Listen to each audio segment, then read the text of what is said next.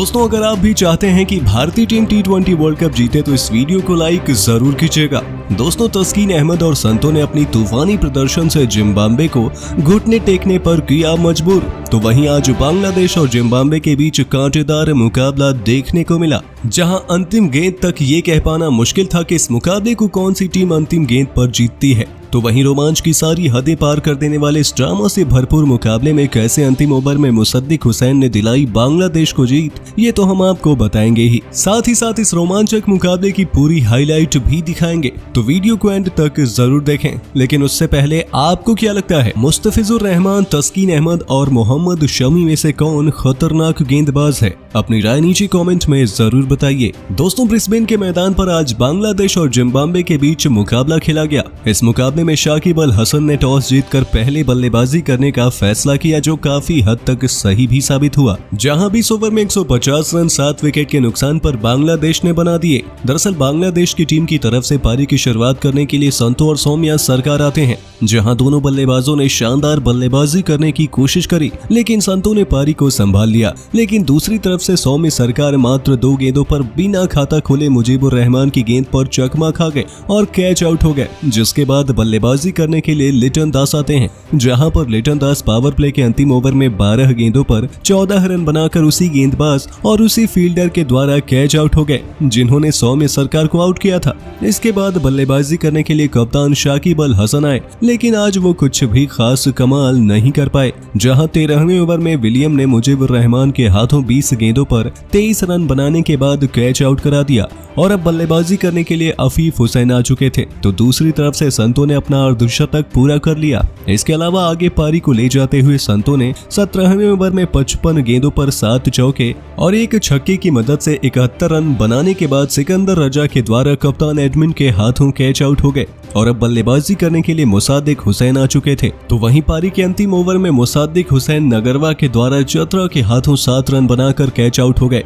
दूसरी तरफ से बल्लेबाजी कर रहे नरुल हुसैन 1 रन बनाकर आउट हुए और पारी की अंतिम गेंद पर अफीफ हुसैन 19 गेंदों पर 29 रन बनाकर नगरवा के द्वारा LBW आउट हुए और इसी के साथ बांग्लादेश की टीम ने 150 रन 7 विकेट के नुकसान पर 20 ओवर में बना दिए थे।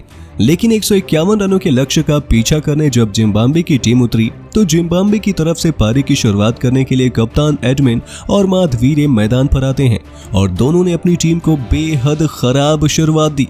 तो वहीं पहला ओवर कराने के लिए तस्कीन अहमद आए, जहां ओवर की तीसरी गेंद पर माधवीरे 4 रन बनाकर मुस्तफिजुर के हाथों कैच आउट हो गए। जिसके बाद बल्लेबाजी करने के लिए मिल्टन आते हैं, लेकिन तस्कीन अहमद ने इस ओवर के बाद अपने दूसरे ओवर में भी विकेट लिया, जहां कप्तान एडमिन 8 रन बनाकर नरुल हुसैन के हाथों अहमद की गेंद पर आउट हो गए।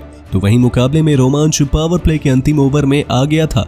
जी हां दोस्तों, पावर प्ले के अंतिम ओवर में गेंदबाजी करने के लिए आए मुस्तफिजुर, तो दूसरी ही गेंद पर शाकिब अल हसन के हाथों मिल्टन को मात्र 8 रन बनाने के बाद कैच आउट करा दिया। जिसके बाद पूरा का पूरा दबाव जिम्बाब्वे पर आ गया।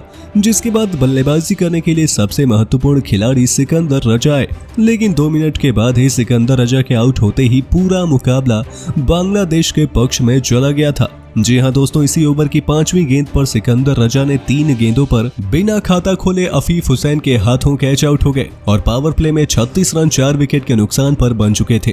जिसके बाद पारी को संभालने विलियम्स आए और चकमा खा गए और दोनों ने पारी को संभाला और चकबावा 15 रन बनाकर 13वें ओवर में अहमद की गेंद पर नरुल हुसैन के हाथों कैच आउट हो गए और अब बल्लेबाजी करने के लिए बर्न ने पारी को संभाल लिया।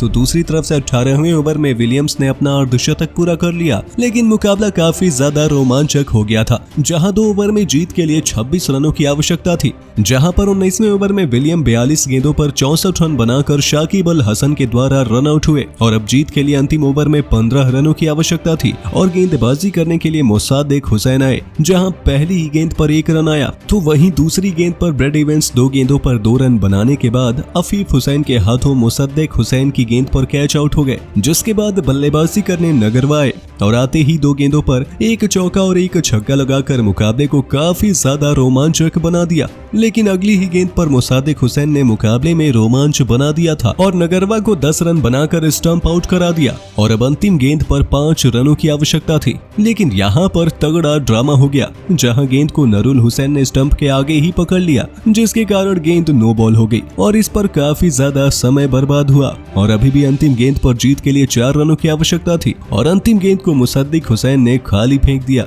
जिसके कारण बांग्लादेश मात्र 3 रनों से जीत गई। तो दोस्तों, आपको क्या लगता है इस बार का वर्ल्ड कप कौन सी टीम जीत सकती है? हमें अपनी राय नीचे कमेंट में जरूर बताइए और ऐसे ही शानदार खबरों के लिए सब्सक्राइब कर लीजिए हमारे YouTube चैनल को। वीडियो अच्छी हो तो इसे लाइक जरूर कीजिए।